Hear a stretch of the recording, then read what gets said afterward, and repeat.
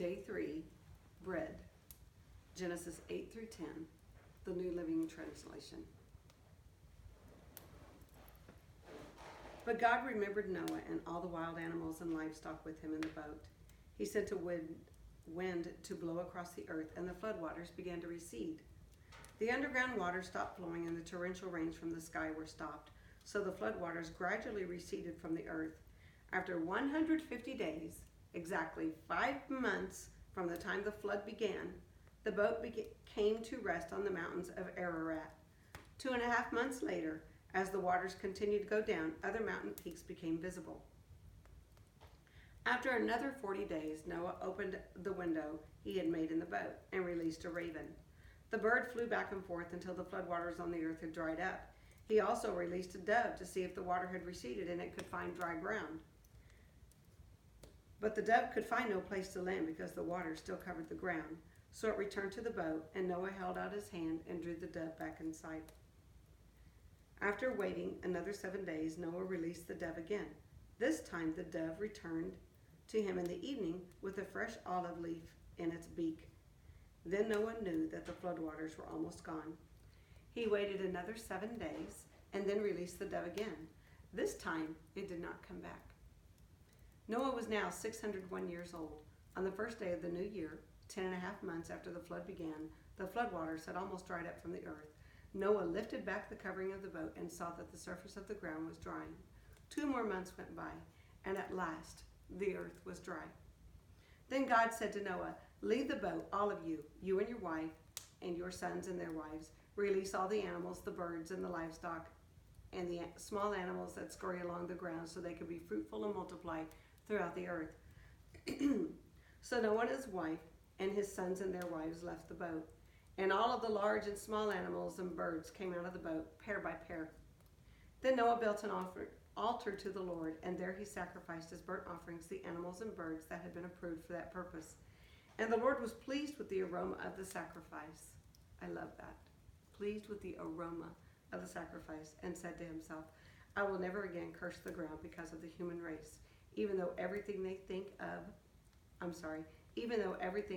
or imagine is meant toward evil from childhood. I will never again destroy all living things. As long as the earth remains, there will be planting and harvest, cold and heat, summer and winter, day and night." Genesis 9. Then God blessed Noah and his sons and told them, "Be fruitful and multiply. Fill the earth, all the animals of the earth, all the birds of the sky, all the animals that scurry along the ground, and all the fish in the sea will look on you with fear and terror. I have placed them in your power. I have given them to you for food, just as I have given you grain and vegetables. But you must never eat any meat that still has the lifeblood in it.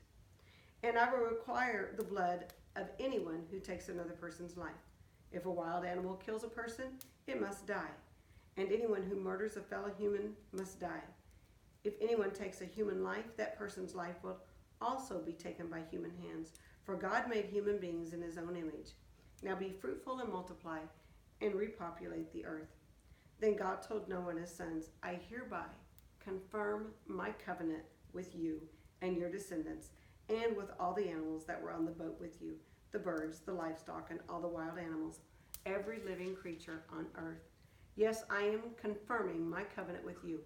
Never again will floodwaters kill all living creatures. Never again will a flood destroy the earth." Then God said, "I am giving you a sign of my covenant with you and with all living creatures for all generations to come. I have placed my rainbow in the clouds. It is the sign of my covenant with you and with all the earth. When I send clouds over the earth, the rainbow will appear in the clouds, and I will remember my covenant with you and with all the living creatures. Never again will the floodwaters destroy all life. When I see a rainbow in the clouds, I will remember the eternal covenant between God and every living creature on earth." Then God said to Noah, "Yes, this rainbow is the sign of the covenant I am confirming with all the creatures on earth." The sons of Noah who came out of the boat with their father were Shem, Ham, and Japheth. Ham is the father of Canaan. From these 3 sons of Noah came all the people who now populate the earth. After the flood, Noah began to cultivate the ground, and he planted a vineyard. One day he drank some wine he had made, and he became drunk and naked inside his tent. Ham, the father of Canaan, saw that his father was naked and went outside and told his brothers. Then Shem and Japheth took a robe, held it over their shoulders, and backed into the tent to cover their father. As they did this, they looked the other way so they would not see him naked. When Noah woke up from his stupor, he learned what Ham, his youngest son, had done. Then he cursed Canaan, son of Ham. May Canaan be cursed. May he be the lowest of servants to his relatives. Then Noah said, May the Lord, the God of Shem, be blessed, and may Canaan be his servant. May God expand the territory of Japheth. May Japheth share the prosperity of Shem, and may Canaan be his servant. Noah lived another 350 years after the great flood. He lived 950 years, and then he died. Genesis 10. This is the account of the families of Shem, Ham, and Japheth, the three sons of Noah. Many children were born to them after the great flood. The descendants of Japheth were Gomer, Magog, Madal, Mediah, Javan, Tubal, Meshech, and Tiras. The descendants of Gomer were Ashkenaz, Riphath, and Togarmah. I still can't say that right. Togarmah. There we go. The descendants of Javan were Elisha, Tarshish, Kittim, and Rodanim. Their descendants became the seafaring peoples that spread out to various lands, each identified by its own language, clan, and national identity. The descendants of Ham were Cush, Mizraim, Put, and Canaan. The descendants of Cush were Seba, Havilah, Sabta, Ramah, and Sabteka. The descendants of Ramah were Sheba and Dedan. Cush was also the ancestor of Nimrod, who was the first heroic warrior on earth. I underlined that. Since he was the greatest hunter in the world, his name became proverbial. People would say, this man is like Nimrod, the greatest hunter in the world. He built his kingdom in the land of Babylonia with the cities of Babylon, Erech, Akkad, and Calneh. From there he expanded his territory to Assyria, building the cities of Nineveh, Rehoboth, Ir, Calah, and Resen, the great city located between Nineveh and Calah. Mizraim was the ancestor of the Ludites, Anamites, Lehabites, Naphtuhites, Pathrusites, Casluhites, and the Capharites, from whom the Philistines came.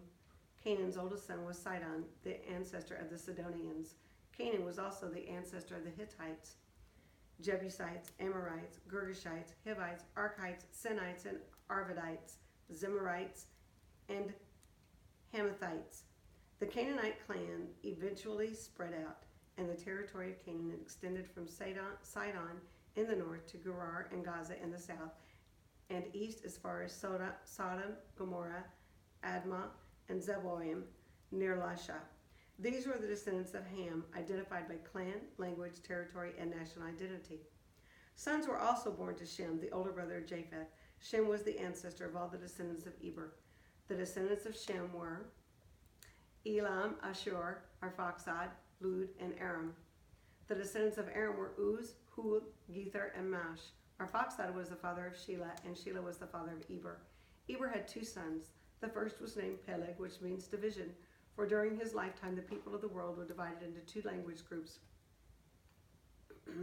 His brother was named Joktan.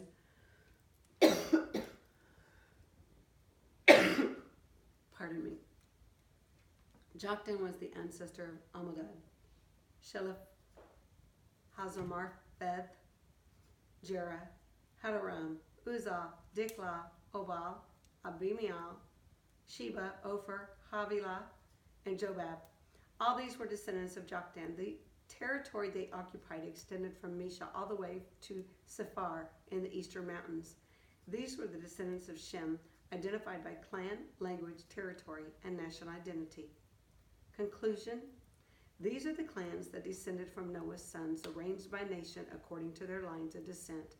All the nations of the earth descended from these clans after the great flood.